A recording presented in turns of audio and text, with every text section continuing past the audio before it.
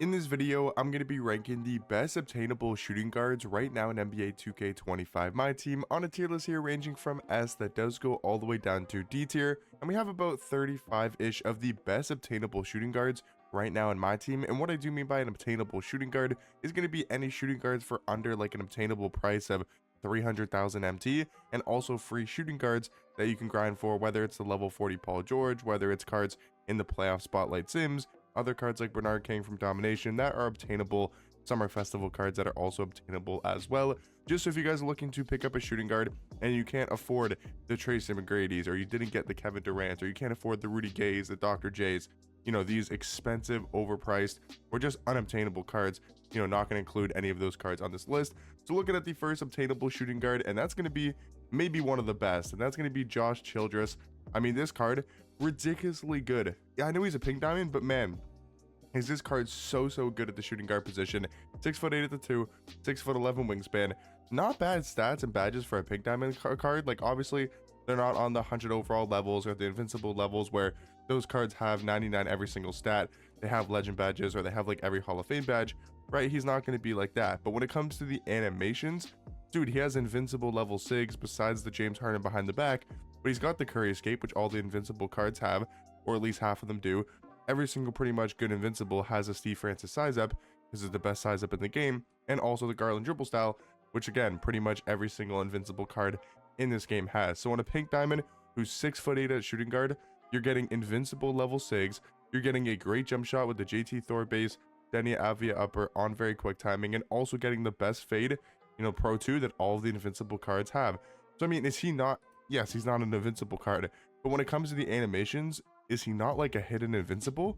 I mean, he's got maybe not as good of a jump shot as these invincible cards, but he's got the same fade. He's got pretty much the same dribble sigs. He's 6'8" at the shooting guard position.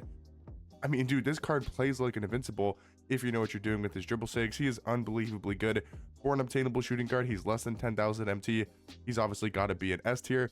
Now, talking about Jared Wallace, he's a really good shooting guard. I would say probably A tier for Jared Wallace. Like, he's really good defensively. He's got a nice jump shot, but mainly there for his lockup defense.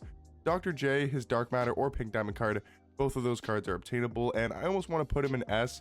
I might go high A tier because there is some shooting guards I would say are better than Dr. J, but you could probably go S tier.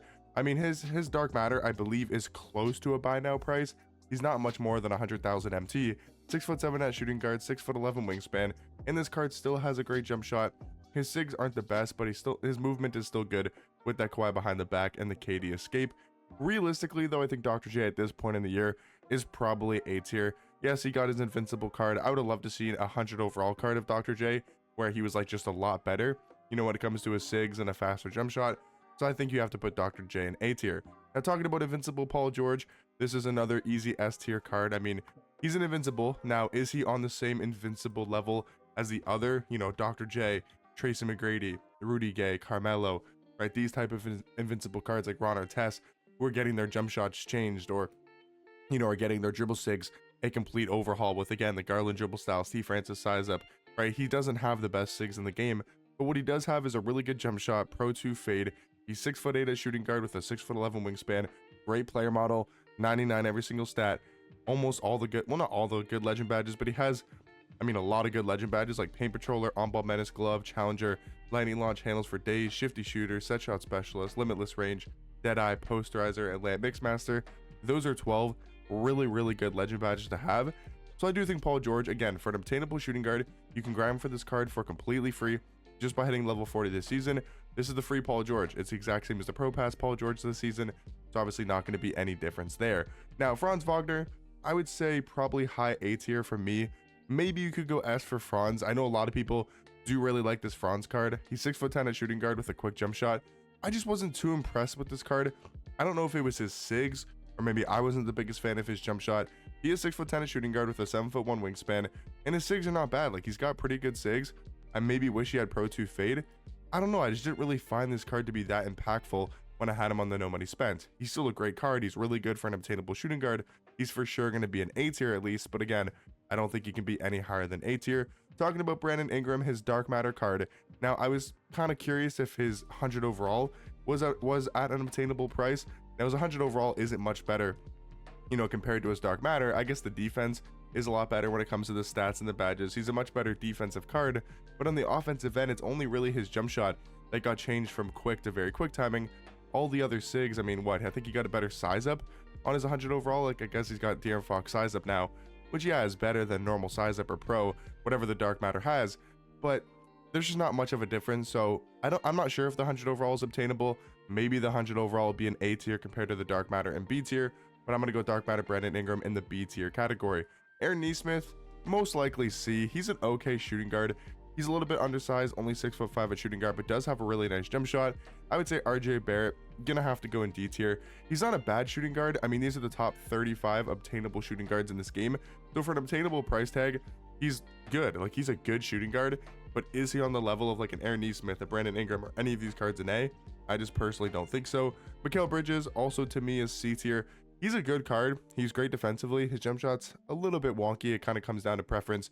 If you do like his release, I wouldn't say it's a jump shot that's really bad for everybody, but I also wouldn't say it's a jump shot that everybody's going to love and think is a really good release. But I do value his defense at the shooting guard position.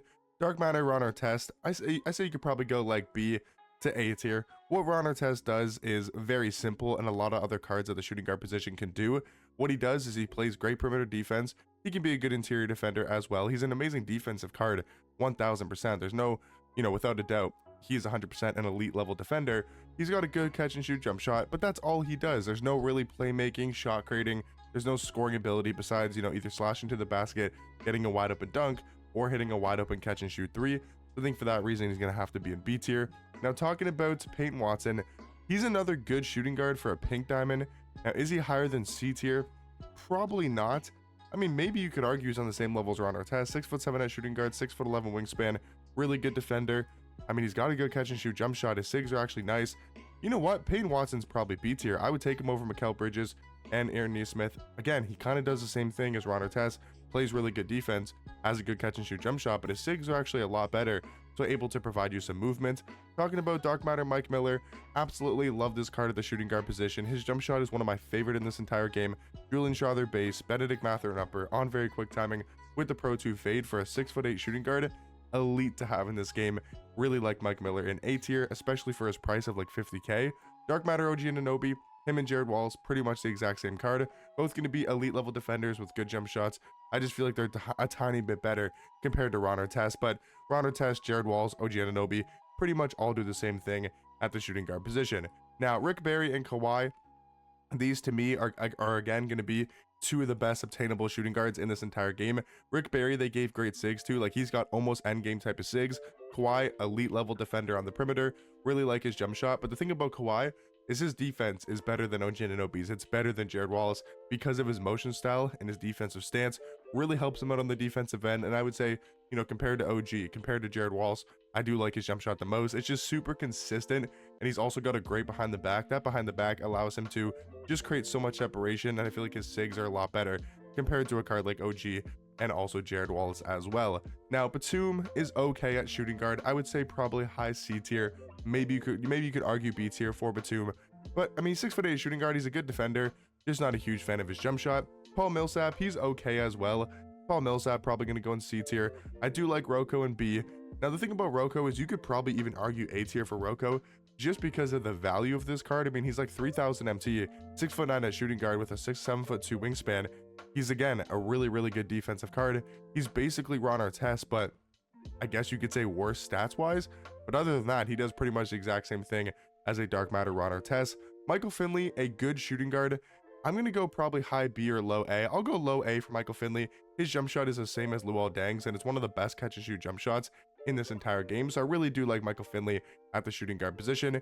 Keyshawn George, he's good. Is he B or C? I think he could potentially be B, but we'll go C tier for now. He is 6'8" at shooting guard with a 6'10" wingspan. He's only a diamond card, so the stats really aren't the best across the board, but they're decent. His jump shot's okay. His SIGs are actually nice though, like Jalen Green dribble style's okay, Garland size up is okay, Kemba escape is good, Curry behind the back is solid. I would say C tier is probably a fair spot for Keyshawn George. Now, Corey Maggette is going to be in D tier. Just do not like this card at the shooting guard position. Buzelis is really good. I like Buzelis at least in B tier. you could probably argue A for Buzelis. I mean, he is 6'10" at the shooting guard position, great size, has a quick jump shot, probably not much worse compared to Franz. Talking about Dark Matter, Brandon Miller, I'll say he's the step below in B tier. He's really good at shooting guard. Love this card offensively. He's a good defender. You know, he's one of the best budget cards in this entire game. I would probably still take all of these shooting guards over Brandon Miller, but I will say he's in the highest B tier category as of right now. George Gerving is decent. I'm going to go George Gerving probably in B, maybe high C. He's a good do-it-all shooting guard. He can slash at the highest level. He's a really good defender, has a nice smooth jump shot. I would say George Gerving's going to be in B tier. Bilal Coulibaly feels like another B tier option, really good defender. Again, another card that's going to play great defense on the perimeter, have good size, 6'8" at shooting guard with a nice jump shot. Karl Malone, he's also solid. I would say realistically, I want to put this card in F tier just because, you know, it's Karl Malone, but as a card that's usable in game, like he's good. He's a good defender, has a nice jump shot. Don't like Karl Malone, but I will say he's probably B tier. Ricky Davis, at this stage of the game, Ricky Davis might have to be in C tier. I guess you could probably go B, but the thing about Ricky Davis is 6'7" at shooting guard is nice, 6'11" wingspan is good. The stats and the badges are good for a guy like Opal. The jump shot's amazing, but no Pro 2 fade. Garland dribble style is crazy good, but he doesn't have a size up, he doesn't have an escape, and he has a Luka behind the back. So it's just like, can you really use this card offensively? He can be a good spot up, and I guess he could be a good defender. We'll go B tier for Ricky Davis. Yabusele going to be on the same level as Keyshawn George. Bernard King, he's solid, going to throw him in B tier. He's just a good shooting guard, does everything at a high level. Moses Moody's going to be in C tier, in my personal opinion. Gordon Hayward probably also going to be in C tier alongside Batum. Really not a huge fan of that Gordon Hayward card. Like, I think he's okay, but realistically, compared to some of the best obtainable shooting guards, gonna have to throw Gordon Hayward in C tier. Jabari Smith Jr., an easy A tier card, 6'11" at shooting guard with an amazing jump shot. That's pretty much all you need to know about Jabari Smith. Having that size at the shooting guard position is extremely valuable in the game right now. Amen Thompson, he's going to probably round out our S tier category when it comes to the top 5 best obtainable shooting guards. I would say Amen Thompson's easily going to be in that top 5. Really good slashing card, great defender, best 6 in the game, Pro 2 fade with a good jump shot. It really comes down to if you like his jump shot or not. For me personally, I do like his release. And then the last couple cards, Mo Spade's going to be alongside these diamonds in the out of position set, and then Herb Jones also going to be in that C tier category, has a good defender with a decent jump shot. So if you guys are looking to pick up a shooting guard, the cards in S 100% worth getting. Cards in A still very good. Even the cards in B, I would definitely recommend at the shooting guard position. The cards in C, a couple of these cards are definitely solid, and if you get them for free, or you know, you spend like 2,000 MT on a diamond, Yabusele, like they're still good cards. I just probably wouldn't go after RJ Barrett or Corey Maggette. But hopefully you guys did find this video helpful and you guys appreciate these obtainable card tier lists, and I'll catch you guys in the next one. Peace.